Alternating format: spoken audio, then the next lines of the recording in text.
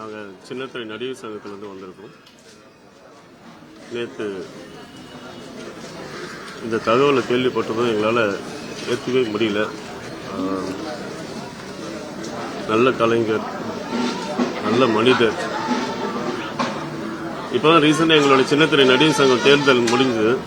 So எலெக்ஷனுக்கும் வந்து அவர் வாக்குப்பதிவு பண்ணார். ஏன்னா எங்களோட உறுப்பினரும் கூட. அது மட்டும் இல்லாமல் மறுநாள் வரைக்கும் இருந்து அந்த தேர்தலோட முடிவுகளை தெரிஞ்சுக்கிட்டு அவ்வளோ சந்தோஷமாக அவளோட சந்தோஷத்தை எல்லாத்தையும் பகிர்ந்துக்கிட்டு எல்லாருக்கும் வாழ்த்துக்களை தெரிவித்து போனால் இன்னமும் அது எங்களோட நினைவுலேருந்து அது என்றைக்குமே மறையாது. ஆனால் இவ்வளோ சீக்கிரம் இப்படி ஒரு விஷயம் கேட்கும்போது அது அது எல்லாராலையும் ஏற்றுக்க முடியாத ஒரு விஷயம். அண்ட் இன்னைக்கு அவருக்கு அஞ்சலி செலுத்துறதுக்காக நாங்கள் சின்னத்திரை நடிகர் சங்கத்திலிருந்து வந்திருக்கோம். அவரோட இழப்பை எப்படி அவங்க குடும்பத்தார் ஏற்றுக்க போகிறாங்கன்னு தெரியல. ஆனால் அவங்களுக்கு தைரியத்தை ஆண்டவன் தான் கொடுக்கணும்னு இறைவனை வேண்டிக்கிறோம். அன்பு நண்பர், அன்பு சகோதரர் ரோபோஸ் அவருடைய மரணம் என்பது எவ்வளோ பெரிய அதிர்ச்சிங்கிறது அவர் கூட இருக்கிறவங்க எல்லாத்துக்குமே தெரியும். அவருடைய முதல் மேடையிலிருந்து நான் கூட வந்திருக்கேன். அசத்த போகுது யார் அப்படின்னு அவரோட முதல் மேடை ஸ்டாண்டப் காமெடி அவர் ஆரம்பித்த காலம். அந்த சீரியலுக்கு நான் தான் முதல்ல பாட்டு எழுதினது. அந்த முதல் மேடையிலேருந்து அவர் கூட இருந்த நட்பு கடந்த வாரம் வரைக்குமே அவ்வளோ அன்பாகவும் அவ்வளோ வெகுளியாகவும் அவ்வளோ உண்மையாகவும் ஒரு நட்பை அழகாக கொண்டு போவார். இவ்வளோ விரைவாக மரணம் அவரை கவ்விக்கொண்டது என்று நினைக்கும் பொழுது மிக வருத்தமாக இருக்கிறது. நிறைய துயரமான ஒரு நிகழ்வு. இப்போ தான் வாழ்க்கையை ரொம்ப அளவுக்கு ஸ்டாண்ட் பண்ணி வாழ்ந்துட்டு இருந்தார். திருமணம், பேரன், அவ்வளோ மகிழ்ச்சியாக ஒவ்வொரு காலகட்டத்திலையும் அவர் தன்னை பகிர்ந்துக்கிற விஷயம் வந்து ரொம்ப அழகாக இருக்கும். மிகச்சிறந்த கலைஞர். யாருடைய முகமும் வாடுற மாதிரி அவர் எங்கேயும் நடந்துக்க மாட்டார். தன்னுடைய உடல்நிலையை சரியாக கவனித்து கொள்ளவில்லை என்று என்னை போல நண்பர்கள் நிறைய வருத்தப்பட்டிருக்கோம், சண்டை போட்டிருக்கோம். ஆனால் அதெல்லாம் சரியாயிடும் கவிஞரே, அதெல்லாம் சரியாயிடும் அப்படின்னு சொல்லிட்டு அவர் சொல்லும்போது நிறைய கவலைப்பட்டோம். இடையில வந்து அவர் வந்து ரொம்ப போராடி இந்த இடத்துக்கு நாங்கள் எல்லாருமே கொண்டு வந்தோம். ஆனால் மறுபடியும் அவருடைய உடலில் கவனம் செலுத்தாமல் அவர் தன்னுடைய மனம் என்ன சொல்லுதோ அந்த மாதிரியே வாழ்ந்துட்டார். அதோடைய விளைவை வந்து இவ்வளோ விரைவாக நம்மளை விட்டுட்டு போயிருக்காரு. ஏன்னா பேரனுக்கு நாளைக்கு மறுநாள் காது குத்து வச்சுருக்காங்க. அதெல்லாம் பார்க்கும்போது எவ்வளோ துயரமான நிகழ்வுங்கிறது அந்த நம்மளாலே தாங்க முடியும்போது அவருடைய குடும்பத்தார், உறவினர்கள் இவ்வளோ வருத்தப்படுவாங்க. என்னை பொறுத்த வரைக்கும் ஒரு மகா கலைஞர். எந்த மேடை இருந்தாலும் அந்த மேடையை தனக்காக எடுத்துக்கொள்வார். எடுத்துக்கிட்டது மட்டும் இல்லாமல் எல்லாரையுமே வந்து அவ்வளோ சந்தோஷமாக கொண்டு வந்த அந்த ஒரு மகா கலைஞர் இன்னைக்கு எல்லாத்தையுமே கண்கலங்க வைத்து கொண்டு போயிருக்கிறார். இது எப்படி இந்த துயரத்திலேருந்து அவங்க உறவினர்கள், நண்பர்கள் எல்லாரும் மீண்டு வர போகிறோம்னு தெரியலை.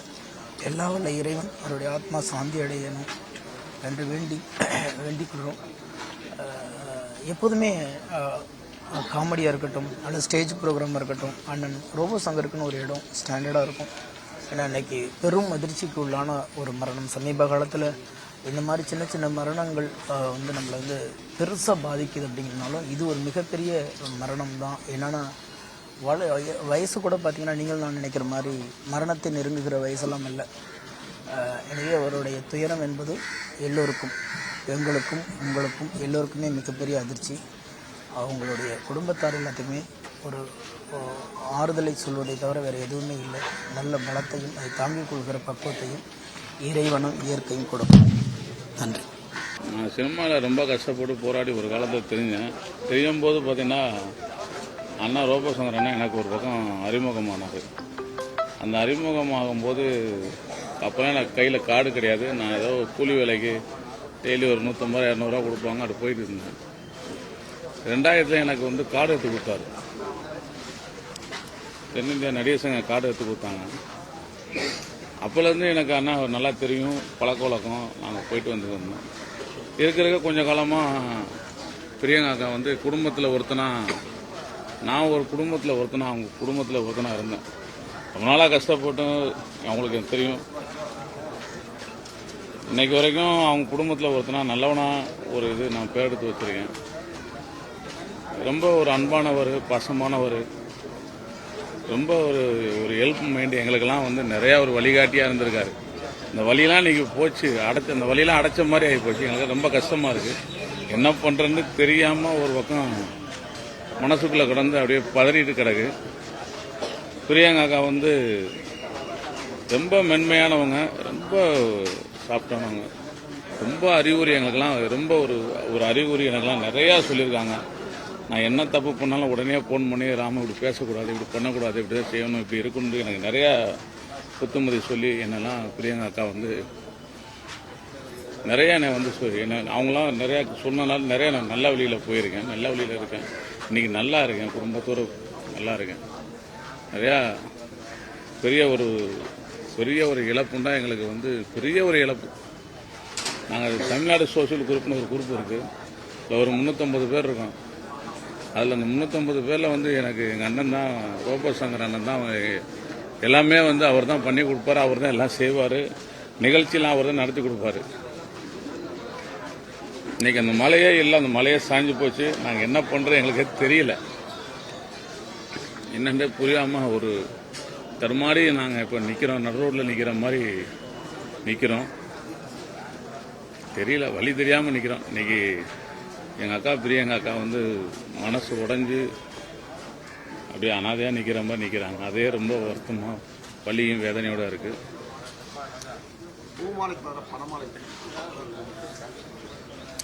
எங்கள் அண்ணன் வந்து எப்பவுமே வந்து பணத்தை வந்து மக்களுக்காக வந்து கொடுத்துக்கிட்டே இருப்பார், செஞ்சுக்கிட்டே இருப்பார், ஏதாவது ஒரு வேலை செஞ்சுக்கிட்டே இருப்பார். என்னடா பணம் குடுறா, மக்களுக்காக குடுறா, என்ன எடுத்துகிட்டு நாளைக்கு நம்ம சத்தா கூட வராது அப்படின்னு சொல்லி நிறையா அவர் எங்கிட்ட சொல்லுவார். பணம் கூட வராது, நம்ம சத்தா 1000 பேர் வருவாங்க, ஆனால் பணம் வராது அப்படின்ற ஒரு பணத்தை வந்து அவ்வளோதான் நினைச்சாரு. அதனால் பணமால நாங்கள் தான் போட்டிருக்கோம். இந்த வரைக்கும் நன்றி. வணக்கம். ரோபோ சங்கர் அண்ணன் வந்து எப்படின்னா, இதுக்கு முன்னாடி இதே மாதிரி ஒரு வாட்டி ஒரு நியூஸ் வந்தது, இந்த மாதிரி அவர் சீரியஸாக இருக்கார், இறந்துட்டாருன்னு. அப்போ வந்து நான் அந்த வீட்டுக்கு வந்தேன் அண்ணனை பார்க்க. அந்த டைமில் அண்ணன் வந்து அந்த வீடியோ யூடியூப்பில் வந்து வைரலாக போயிட்டுருக்கு, ரோபோ சங்கர் இறந்துட்டாருன்னு சொல்லிட்டு. அதை வந்து அண்ணனே அந்த வீடியோவை பார்த்து அந்த வீடியோ கமெண்ட்லாம் போட்டுன்னு இருக்காரு, பாவம் ரெஸ்ட் இன் பீஸ்ன்னு சொல்லிட்டு அவரே போட்டு வந்தார். ஏன்னா அப்போ வந்து ஒரு ரூமராக இருந்தது, அது வந்து இந்த மாதிரி ரோபோ சங்கர் இறந்துட்டாருன்னு சொல்லிட்டு. ஸோ இதை கேட்கும்போது இதுவும் அதே மாதிரி இருந்தால் நல்லாயிருக்குன்ற மாதிரி தான் தோணுச்சு. பட் அதுக்கான வாய்ப்பு இல்லைன்னு போக போக தான் மனசு வந்து அது உணருது. அது கஷ்டமாக தான் இருக்கும்னு. இன்னொன்று, நடுவில் எனக்கு ஒரு ஆப்ரேஷன் ஆச்சு, பிரெயின் ஸ்ட்ரோக் வந்து. அப்போ வந்து அண்ணன் வந்து ஃபஸ்ட்டு நான் ஐசியூவில் இருக்கும்போது 2வது ஆளாக வந்து என்னை பார்த்தார். அவர் தான் ஐசியூலேயே. நான் அவர்கிட்டயே சொல்லி இந்த மாதிரி நான் ஃபஸ்ட்டு வாட்டி பிறக்கும் போது வந்து நான் வந்து முதல்ல பார்த்தது எங்கள் அம்மானா, 2வது வாட்டி எனக்கு ஆப்ரேஷனு 2வது வாட்டி பிறந்து பார்க்கும்போது நான் ரோபோ சங்கர் அண்ணனை தான் பார்த்தேன். அதனால் இந்த மீடியாவில் வந்து நிறைய ஃப்ரெண்ட்ஸ் இருக்காங்க, எல்லாருமே ஃப்ரெண்ட்ஸாக இருக்காங்க. சொந்தம்னு சொல்லி யாருமே கிடையாது, சொந்தமாக நான் யாருமே பார்க்கல, ரோபோ சங்கர் அண்ணனை தவிர்த்து.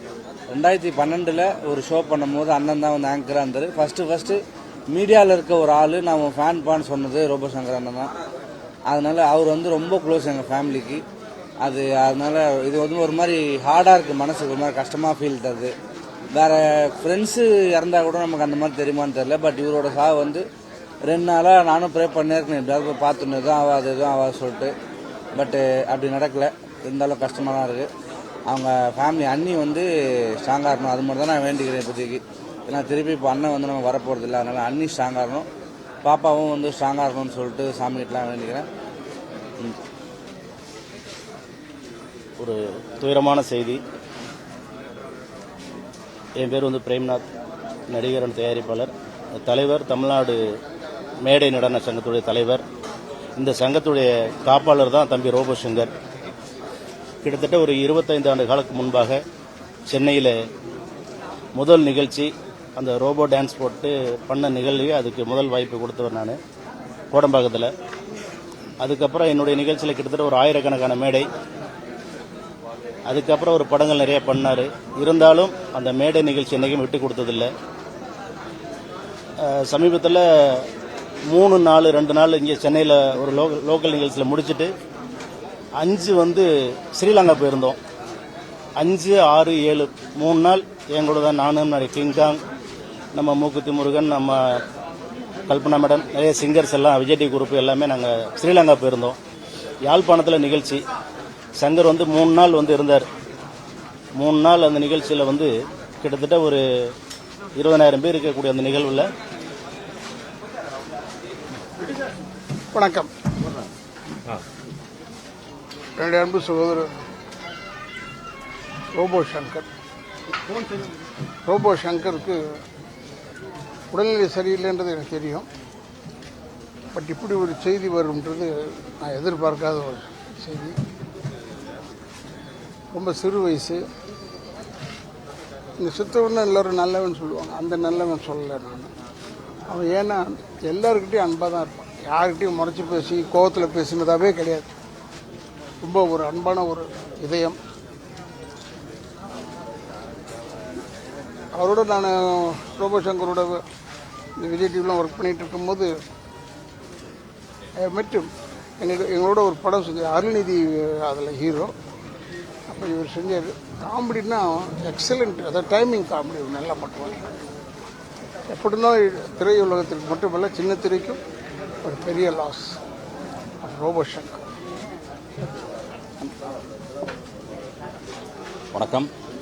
என்னுடைய இனிய நண்பர் ரோபோ சங்கர் அவருடைய எதிர்பாராத ஒரு மரணம். ரொம்ப இளம் வயதில் ஒரு 46 வயதுக்குள்ள அவருடைய இந்த ஒரு அதிர்ச்சி தரக்கூடிய ஒரு மரணத்தை வந்து தாங்கிக்க முடியல உண்மையிலேயே. ஏன்னா வந்து ரொம்ப இனிமையாக பழகக்கூடியவர். நிறைய நிகழ்ச்சியில் ஒன்றா நாங்கள்லாம் வந்து மேடை நிகழ்ச்சிகளை பெர்ஃபார்ம் பண்ணியிருக்கோம். அவருடைய குடும்பத்தில் இருக்கிற அத்தனை பேருமே நமக்கு ரொம்ப வேண்டப்பட்டவங்க. அவருடைய இழப்பை ஈடு செய்ய முடியாத ஒரு இழப்பு. அவருடைய ஆன்மா இறைவன் நிலையில் இழைப்பார எல்லாம் வல்ல இறைவனை வேண்டுகிறேன். வணக்கம். ஒரு துயரமான நாள். அது எப்படி சொல்கிறதுனே தெரியல. கிட்டத்தட்ட 30 வருஷ நண்பர் ரோபோ சங்கர். நான் அவரெல்லாம் ஒன்றா அபிநய கலைக்குழுவிலேருந்து எங்கள் பயணம் தொடங்கிச்சு. நிறைய சென்னைக்கு வந்து 96லேருந்தே மேடை நிகழ்ச்சிகளில் நிறைய ஆடிட்டு வாய்ப்புக்காக நிறைய இடத்துக்கு அலைஞ்சிருக்கோம்.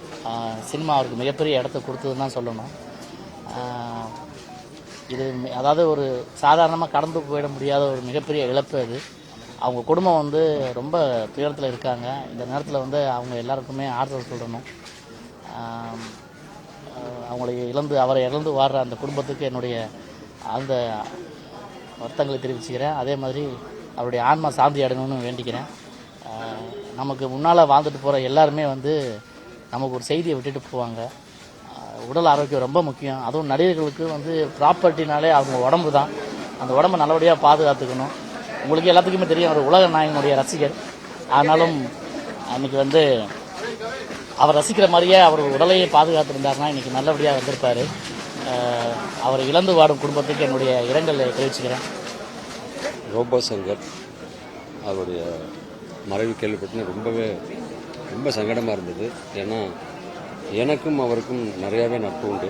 அதாவது சினிமாவுக்கு வர்றதுக்கு முன்னாடி, டிவிக்கு வர்றதுக்கு முன்னாடி அந்த மேடையில் அலுமினியத்தை பூசிட்டு எவ்வளவு கஷ்டப்பட்டு, இன்றைக்கி வந்து நிறையா சேட்டலைட்டு, நிறையா சேனல்கள், யூடியூப், இன்ஸ்டாகிராம் நிறையா இருந்தால் கூட அன்னைக்கு எதுவுமே இல்லாத காலத்தில் தன்னுடைய திறமையை மட்டும் மேடையில் வச்சு நிரூபித்து இன்றைக்கி எல்லார் மனசுலையும் இடம் பிடிச்சவர் ரோபோ சங்கர்.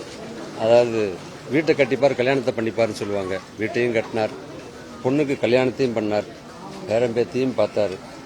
ஆனால் ரொம்ப சின்ன வயசு, 46 வயசு. இன்னும் நிறைய சாதனைகள் படைக்க வேண்டியிருக்கு. அது ஏன் இறைவன் அப்படி அழைச்சிக்கிட்டாருன்னு தெரியல. உண்மையிலே ரொம்ப மனசு கஷ்டமாக இருக்குது. அவங்க மனைவிக்கும், பொண்ணுக்கும், மருமகனுக்கும் எப்படி ஆறுதல் சொல்கிறது தெரியல. அவங்க குடும்பத்தார் அனைவருக்கும் எனது மனமார்ந்த ஆழ்ந்த இரங்கலை தெரிவிச்சுக்கிறேன். முதலாக அவர் சினிமாவில் நடித்தது தீபாவளி படம், எழில் சார் படம். அது என் கூட தான் ஃபர்ஸ்ட் டைம் சினிமாவில் அவர் நடித்தார். அதே மாதிரி முதலாக எல்லா இடத்துலையும் போகும்போதெல்லாம் சொல்கிற இடத்துலலாம் வந்து எனக்கு வையாபுரனை 2000 ரூபா கொடுத்தாரு ப்ரோக்ராம் சொல்லி அப்படின்னு சொல்லும்பொழுது ஃபர்ஸ்ட் டைம், அதாவது நம்ம மேடையில் பார்த்துட்டு ரொம்ப நல்லா பண்ணுறாரு, நிறைய இடத்துல சொல்லுவோமேன்னு சொல்லிட்டு நிறைய இடத்துல அந்த டைமில் நான் நிறைய இடத்துல சொல்லியிருக்கேன், நிறையா ப்ரோக்ராம் பண்ணியிருக்காரு. உண்மையிலே அவர் ஆத்மா சாந்தி அடைய எல்லாம் வல்ல இறைவனை வேண்டிக்கிறேன். அனைவருக்கும் வணக்கம். தம்பி ரோபோ சங்கர் வெகு நாட்களாக என்னுடைய நல்ல நண்பர்.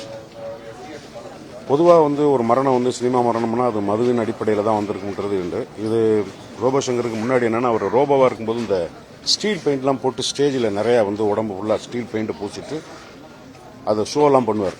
அதுக்கப்புறம் இப்போ அவங்க மனைவி இருக்காங்களே, அவங்க 2 பேரும் சென்னையில் வந்ததுக்கப்புறம் டெய்லி கெரசின் போட்டு உடம்புல இருக்கிறத பூரா துடைக்கணும்.